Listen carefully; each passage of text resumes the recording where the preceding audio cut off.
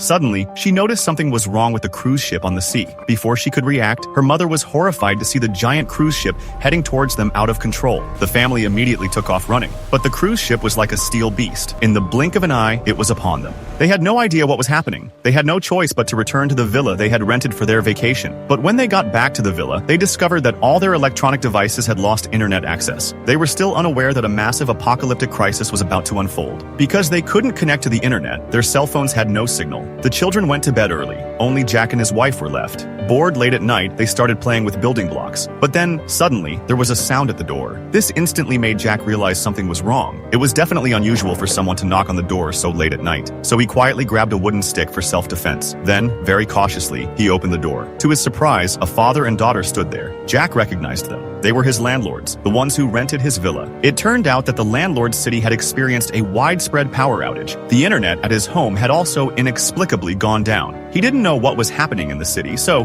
for safety's sake, he had come to this remote old house for refuge. Since it was already late at night, out of kindness, Jack invited the father and daughter inside. But then, a piercing sound suddenly came from the television. Only then did they realize the seriousness of the situation. But it was already late at night, and they were exhausted. So they went back to their rooms to rest, planning to go outside the next day to see what was happening in the town. However, what they didn't know was, just as everyone was asleep, the television suddenly regained signal and broadcast an emergency news report. The next morning, Lisa's first action was to check her phone. She found the network was still down. To find out what was happening, she asked her husband to go out and see what was going on in town. Meanwhile, her young daughter, bored, went to play in the yard. But then she witnessed an incredibly bizarre scene. She saw countless wild deer slowly approaching her house. As the camera gradually panned up, the story began to unfold with increasing mystery. At this point, the landlord realized he couldn't just sit idly by. To find out what was happening outside, he decided to drive a few kilometers to his neighbor's house. However, when he arrived, he found his neighbor's house in complete disarray. The floor was covered in water stains. Fortunately, after searching, he luckily found his neighbor's satellite phone. He intended to use the satellite phone to call for help, but this satellite phone, despite having a full signal, had absolutely no signal. To search for a signal, the landlord immediately went to the nearby open beach, but as soon as he reached the beach, he found an expensive watch on the ground. He tried to pick it up, but instead pulled up a severed arm.